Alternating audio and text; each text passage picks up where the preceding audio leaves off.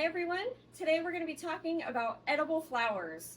When we first got into microgreens, we said and we told our customers that we're going to do one thing and do it really well, and then we realized that microgreens are green and don't offer much beyond that in the way of color other than maybe something really bright like corn or amaranth. So we decided that our grow room was also an ideal environment for edible flowers, and that we would go that route to be able to offer our customers more colors, more flavors, things that really make their plates pop. So today we're going to be talking about really like our palettes and just what we find is really awesome about each of the 4 flowers that we grow right now. So stay tuned to get a better look.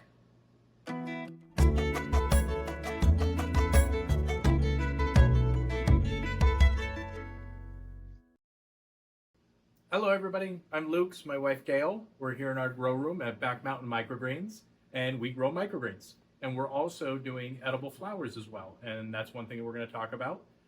We service local restaurants and individuals here in our area, and we also ship as well. So other people that are not in our area can also get all of our great greens and flowers as well. So as Gail mentioned, we're going to talk about our edible flowers that we do here in our grow room. But one thing that we're going to talk about is our individual palates, how we perceive tastes, because what one person very different. what one person may think is spicy, another person may be like, well, I can taste the spice, but it's not spicy. So and also I think we mentioned it in a prior video, I'm a very saucy person. I like sauce, I like flavor, I like variety. You like intensity. Yeah. Yeah. And a lot. Overdone maybe sometimes. I definitely don't find moderation is not my strong suit. Yeah. So but what about your palate? I like really sweet things. So Luke can eat a raw onion and enjoy it. That makes me because it tastes sweet. No, not to me. A fried up cooked onion and butter tastes sweet to me, but not a raw onion. So I like things definitely on the sweeter side. Also, something that changed for me the instant I found out I was pregnant was that my sense of smell went haywire, and I am really, really sensitive to smell, and that also translates into flavors. So things that Luke thinks are, seasoned and flavored to the T are way overpowering to me sometimes. So like garlic and onions, things like that have a potent flavor naturally, I only need like a tiny little bit, but I'm kind of just a salt and pepper, very easygoing kind of a girl when it comes to flavor. So, things that are like over the top spicy or just potent in any kind of a way really hit me really strongly. So it's kind of where I'm coming from. Yeah, and I like sweet, but I like bitier things, but I also like just variety of flavor.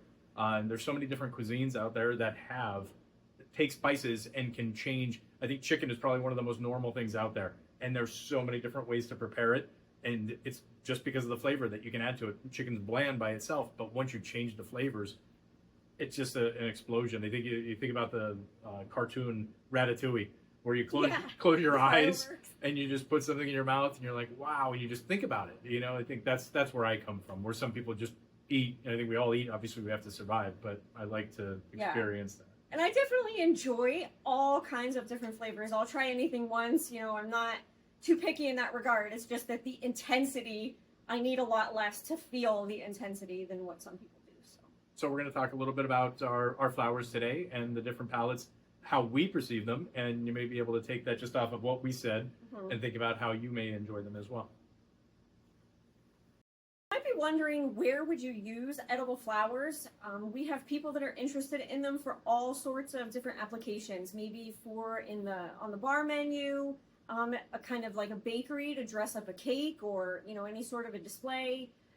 Fresh versus maybe something like candied, and even with pasta dishes, and just in general as a garnish. So that's just kind of like a really quick overcap, but Luke can definitely expand on each of those things. I mean, my background is in a restaurant, and if I were still in that form of restaurant, we still are. We're still growing food for restaurants, but the creativity that I've seen in so many of the chefs and the things that are happening out there, I mean, the sky's the limit. Presentation is where it's at. What you want to do with it is up to you. The most simple thing would be a garnish. Don't do anything with the flower other than take it and put it as your final touch on a plate. And they look so good. It's like effortless, just pop it on anything and it'll You don't have to know. flour You don't looks know how. good. You don't know how. Have to know how to cook. Just take the flour, put it on a frozen TV dinner. It's gonna look amazing. You know, it's just, again, I think we mentioned it before. We eat with our eyes first, so that presentation of having the flour, I think, is really awesome. And it's simple. You don't have to, really know how to do anything other than take the flour, put it on there, and that's it. Gail mentioned so many different things. A bar menu is really a great idea. Again, for dressing up a drink, dressing up with a flower, the color, but it also the flavor profiles, which we'll get into, can complement the drink as well. And you may have something as a Bloody Mary that's spicy. We're going to get into that about our nasturtium. That really would add to that. Some things like martinis or a gin and tonic or something that has a more subtle flavor. Or there's so many different flavors of alcohol out there, or even not even alcohol. There's mocktails, yeah. that have if you're not into the alcohol part of it, but you want that flavor. There's so many of those things. And maybe something like the Borage that has a different flavor may add to that. But also the look, just overall the look is, again, what adds to the bar. Bakeries, we have chefs that they call it a naked cake. It's just a cake with the icing on it, no decorations, no piping, no doing anything. And they dress it up with microgreens and flowers. And that's the fresh look of it. You don't overkill it up with phrase, naked cake. Yeah, and but I mean, it's just plain. And you use natural things like the flowers and the microgreens to dress it up. You do a nice spray around the tier of cake, and it just looks like a nice piece of ivy that goes around, and you add the flowers, and they're just, again, the imagination out there is just off the charts for the bakery part of it. Or just a simple, again, cupcake. Take a Viola, put it on top of the cupcake. That's all it takes. Plain white icing, dress it up with a colored flower. Also inside the bakeries, or anybody that has a restaurant that's doing, has a pastry chef, do candied, where you'll take a Viola and candy it and some sugar and egg white. Kind of preserves it a little bit more. But they also make glass as well, which is taking sugar and making it into a candied form where it almost caramelizes, and then putting the flowers inside of it, and then breaking it almost like peanut brittle, and having a piece of glass, it looks like, and having the flowers suspended in that. It looks like a stained glass window. It's really amazing to do something like that.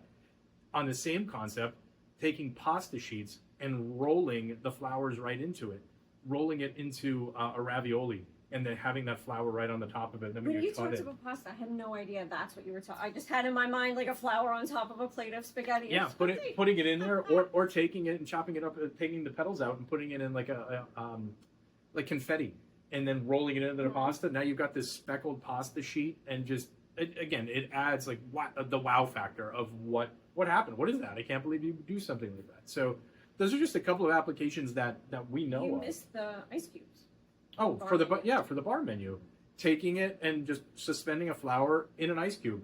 If you look at a lot of different things that you see online, they have one big ice cube, and that's what they put their drink on, just because it's slower melt over it. But if you had one awesome flower suspended in that, it just adds. It would look awesome. Yeah, just adds that really stuff. Neat color, like a wow factor.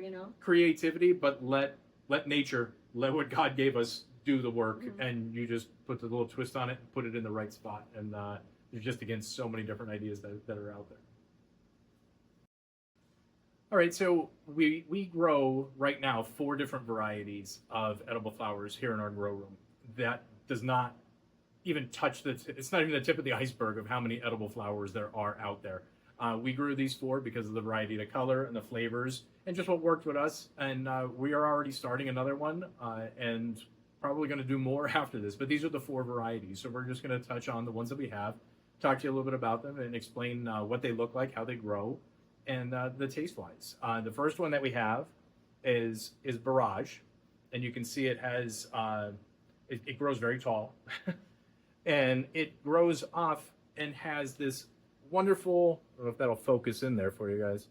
If it does, you can always look at our website. We have pictures of our flowers. And we'll be adding more soon. Yeah, so we're doing our best here. Just wanted to get you an idea. It comes in mostly blue, but sometimes you get like a pink hue to it. But it looks like a little star. It looks like a little explosion. I was thinking about it earlier. Barrage. When you think about barrage, it's like a barrage of something. I think about a barrage of fireworks. Yeah, you're right. I never like a little related that word. And it's funny because it's got like a pointy star shape, But weren't we looking at some pictures and people actually had them backward? Like they were looking at Yeah, the, at the at other the back end of it. the flower Depends instead on how, of at yeah, the front. how you want to present it.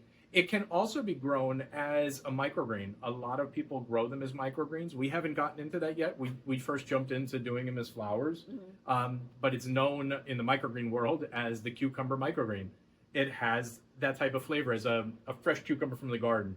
Nothing sweet, doesn't have any sugar on it or anything like that. So it's very tart cucumber, but it has that flavor. And not the flower. I think the flower is a little bit sweeter. About the microgreen. Yeah. I would agree with the microgreen. I think the microgreen is a lot more tart. But you just take, as we had, I think we mentioned in another video, it's an edible flower, so it's edible. You eat it. And we were in a kitchen, and there was somebody just looking at it, going, "So I just eat it." Yeah, it was a group of students at a culinary class, and they're like, "I just eat it." Yeah, you just eat it. And we told someone that, and they're like, as soon as they put it in their mouth, you should be like, "No, I was just joking." But so this is what it looks like, and you can just pop the whole thing in, or pick it apart, or just eat it. But I pick things apart. Did you eat it? Yeah. I think it has a very melon flavor in this. It's definitely and sweet. For me, that I really like sweet things. For me to say it's sweet, it's not like candy, but it's sweet. Yeah, it's not. Well, candy's artificial mostly, so it's not going to taste. It's going to have that natural sweetness to it, that natural flavor. It's really good. It's like it would go with a lot of different things because it's not overpowering in any specific direction, but just kind of like a nice mild, and the texture is really soft. It's not like hard. There's no. It's not stringy. It's not like stringiness of like celery or something like that. Or you're chewing on it that it's tough or something like that. Yeah, it has a very. I think it has a great, again, cucumber type melon flavor. Mm-hmm. So we go back to the applications in the bar menu, floating in with a drink, a cucumber martini, or just a cucumber spritz, just something that's light. For a brunch or a shower or something like that or just an everyday menu for spring. Yeah, that was awesome. It's got a great flavor, I think. It's nice and light. Yeah. It's got a great color and a great flavor in both of our opinions. Yeah. Another variety that we do are violas, and viola, out of all of the flowers that we grow, are probably the most extensive in variety of colors. We just brought out a couple of colors that we have here. This one's a little variegated of purple and white. And we have this one's a yellow. Gail has a very black. It's literally it's black. It's awesome though. It's got a really bright center that's got like a dark purple and a really super bright like a little yellow dot in the middle. Good. Yeah, they're really cool looks. We also grow kind of a blue and white, an orange and purple. There's just so many... there's maybe 3 or 4 leaves, so maybe 2 of the leaves would be like a bright orange, and the other would sorry, the petals. Yeah, I'm not good with my terminology. the petals are different. Got like a 2-in-1 so kind of a color pattern. Yeah, so they have so many different varieties in the colors, but I think that the flavors are all pretty much the same. We've gone through the different ones. Yeah. I mean, you can just, again, snip them right off of the plant. They break right off because they're just so, it's very tender. It's very easygoing. Well, again, if these are going to come up on the camera or not, and see if it focuses a little bit more. Give it time, but hopefully that works. If not, you can go to our website and see them, or just look them up online. We'd rather you go to our website so that you can see them. But and again, how beautiful would that be just on top of a cupcake or a cake? A variety of these is a spray coming down or around. Just like you would see the roses that they would make out of icing. If you just had this flavor inside there, I think it just has an amazing look to it. These are the ones that I talked about that people do candied and glassed, putting them in there. So you see this suspended in a piece of glass, sugar glass. It just really adds a cool touch. Or again, rolling it into a piece of pasta and just having this right on top of the ravioli or something like that. Just seeing this inside there. Smells really good too. It's got like it's a beautiful flower smell. I mean, I don't know if you put one on top of a cake or whatever, it's not like you're going to smell a bunch of them, but there are times that I come in here to the grow room and it just smells like a beautiful flower, and I think this is part of that. We could have a bunch of bees outside knocking on the windows. We know it's in there. Yeah, exactly. It's beautiful. Yeah, the smell is there. But the same thing, you can pick it apart. I mean, the petals come right off, and this is so it's almost like she loves me not type stuff. That would be between the calendula, but we'll get there in a little bit. So I just took it apart. There's five. There's five little ones that are on top of here, but you can eat the whole thing. You can eat the stem as well. I don't know if I want to separate it or not. One of the petals. Last time I ate one of these, I ate it all together. The stem, in my opinion, has a slight mint flavor to it, and I think that's where it comes from. I did steal that from Gail, but I think that when you eat it all together, it's more complex. But if you separate it, I think that has a very not a spicy mint, but like a cool mint. Yeah, I don't want to give it a bad impression and say it tastes like toothpaste, but it's got like a very, very light, just cool feeling. Yeah. It's not like a spice, but yeah, it's like just clean. My mouth feels clean after I eat this. And I think it's and more it's delicious. And again, I think it's more in the stem inside there. I think the petals. I think you're right, because yeah, just eating the petals, there wasn't a whole lot of anything going on. I think the petals are very neutral. Yeah. I don't think there's much of anything. Definitely the stem part. Yeah, the stem holds that flavor. Yeah, it's just like a nice, clean, crisp. Yeah. I like it. Spring flavor.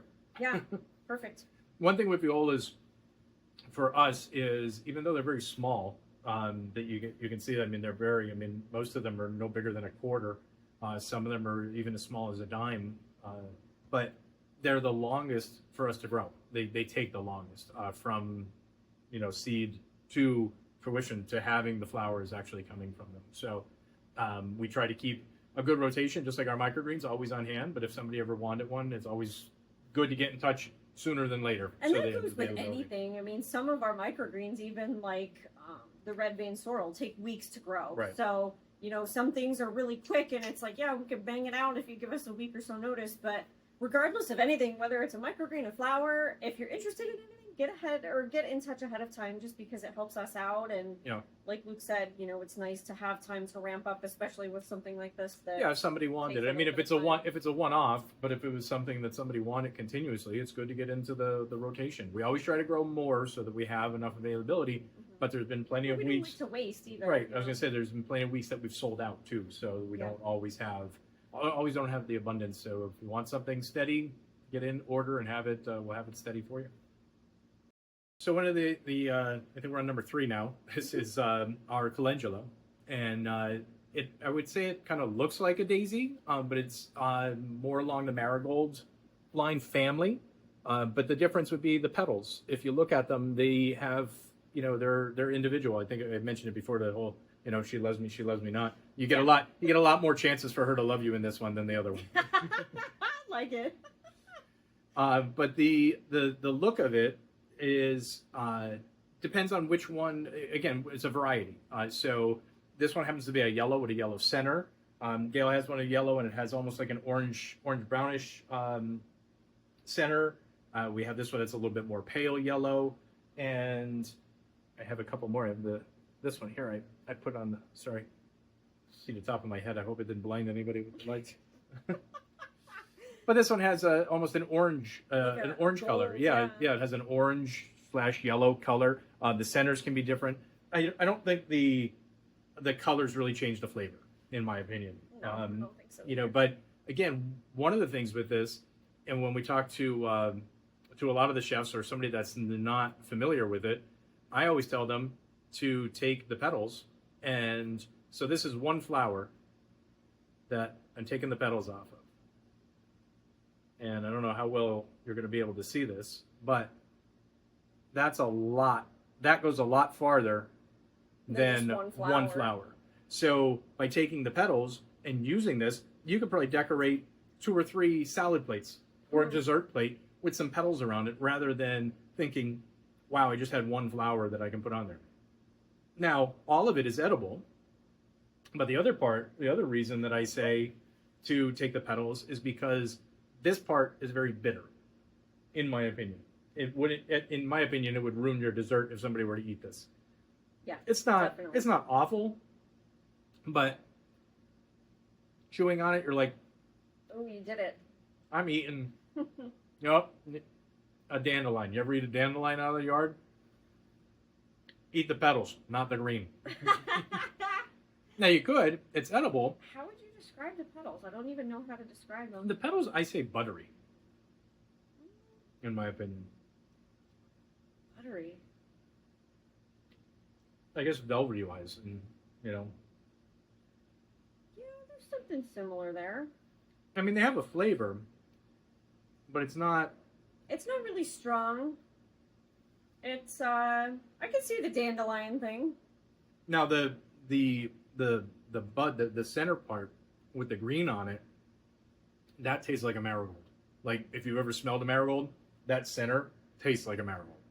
It has very pungent. Ooh, I don't know if I like the smell of marigolds. It doesn't get me too excited about eating this, guys. Neither do a lot of animals. If you know a lot about gardening, plant marigolds around so that the rabbits stay away, and because of that smell, it has a very potent smell.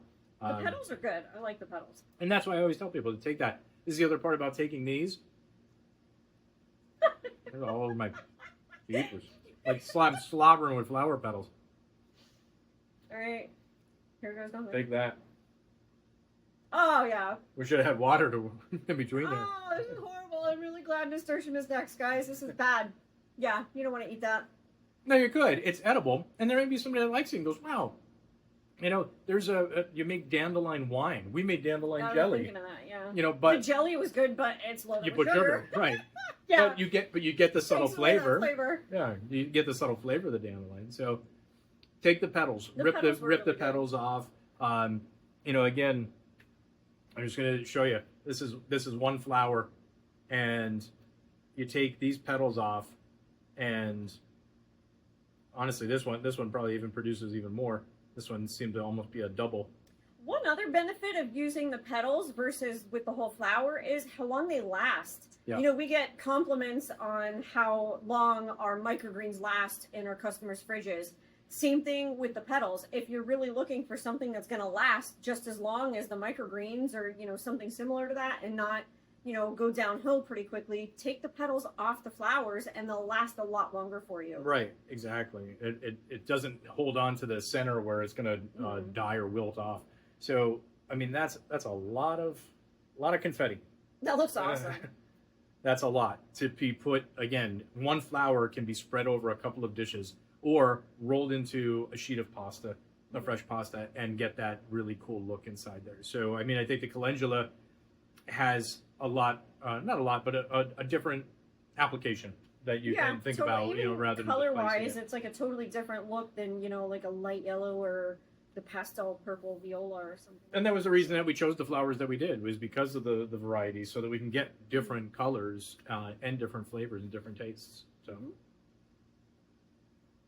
this is our, I guess if you would say, the best for last in our opinion. And I think also for our customers too. This is probably the most purchased out of all of the flowers that we have. These are Nasturtium. And Nasturtium, in my opinion, I keep putting my hand back here because it seems to focus better on the flower. Nasturtiums almost look like... You keep talking, I'll show these. They are, yeah, again, variety of colors. I showed you an orange one. Gail has yellow. There's kind of a peach color.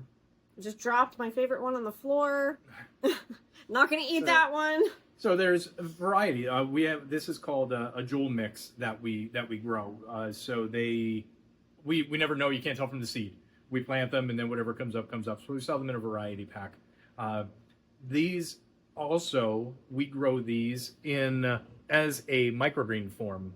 So we clip these off, but this is how, I don't know if that's going to pick up or not. That's how it starts to grow. And we sell the microgreen. These are the leaves. They look like little lily pads. So when we first started selling them, before we got into edible flowers, people really liked it. It has, I would refer to as a wasabi flavor, of a horseradish flavor in that, but it also had a sweet flavor. It started sweet, and then you got kind of a punch. It's really cool. Luke mentioned ratatouille before, where, you know, the what is it, a mouse or a rat, whatever, closes his eyes and like just pops of color and flavor and it's like fireworks and everything. To me, who's somebody not very experienced in the culinary world, you know, until I met Luke, I pretty much lived under a rock as far as like my palate and the things that I tried to eat and everything. That whole concept of like different flavors over time from the same food just didn't make any sense to me. But eating this, it makes total sense. It transforms from, you know, almost like like something sweet like a candy into like, wow, there's flavor there. And just like we said earlier, Luke really loves stuff that's spicy. I can't handle a ton of spice. And this delivers a ton of spice, but not for a long period of time. Yeah. It's a short, quick pop of flavor, and then it's over, and it's not painful, you know? So it's not like eating like a red hot fireball or something like that. You know, it's enjoyable, it's fun, it tastes amazing. This is honestly one of my favorite things, whether it's a microgreen or the flower. They both have kind of a similar. Which one do you think is more potent? I think the leaves are when they start, because just like microgreens, yeah. I think that it's stuffed in there. Yeah. And then as it grows bigger, yeah, it starts to produce the flower. So the leaves, I think, lose their flavor. Yeah. But I think the flower doesn't hold as much flavor either, because it, you know, it kind of dispersed it as it grew, just like we explained with the microgreens. Yeah. So. But these are just, they look beautiful. They smell amazing, and they taste just as good as they look and they smell. So. Yeah. And again, you can take the petals off of this and use it one by one. You know, you can tear it apart. It's your imagination. This one looks like it's crazy, like how sweet it is. It's almost, I know you said like wasabi. I don't know that I've ever had real wasabi, so I don't know what wasabi tastes like, but it just tastes like a spicy candy almost. Yeah. It's pretty crazy. But again, if you wanted to decorate just with petals, you can decorate with petals if you wanted to. It doesn't have to be the whole flower. I think the whole flower definitely looks a lot better to place that on the top of anything. Dessert-wise, it definitely works as a dessert, but you're going to get a kick. The spice, yeah. This would almost be clean your palate after the end. Yeah, true. But it has a very sweet, if you notice on the backside of it, it almost looks like, I don't know what you would call that, but anyway. A little witch. A beak. Yeah, I was going to say, well, if you look at it that way, I was going to say like the beak of a bird. But Gail was asking like if a hummingbird, that's what a hummingbird would go for the nectar. And I think if you snap this off, here, taste that just by itself. I already did, yeah, with the other one. And that, I think, is where a lot of the sweet sits. And it's because it's nectar. It's amazing. And that's where the flavor is. Then if you get the rest of it, you work into the stem. Yeah, I just ate that whole flower. Like I took off one petal and that little part that you did and ate those by itself, but then ate the rest of the flower. And my mouth is spicy right now. Yeah. So again, it's going to start off sweet, but the other thing, as Gail mentioned, the red hot fireballs, I used to tell people at farmers markets, when you think about eating a jalapeno pepper, a half hour later you go, I remember having jalapeno pepper. This, you eat, you get the flavor, and then it's gone. It dissipates kind of like nice and calmly. It's not going to make it's not long lasting, right? You know? Yeah, it's not going to be on there. It's not that type of spice. You know, it's not a capsaicin spice. You know, those Scoville units and all that. Yeah. It's more of that horseradish spice, that type of a radish bite. That type but it's of flavor. Really good. Yeah, I think it's got a fantastic flavor, and the look is amazing too. I think again, it's one of our most popular ones. People love it. There's a variety of color, and just everything about it is fantastic. I'm going to keep eating it.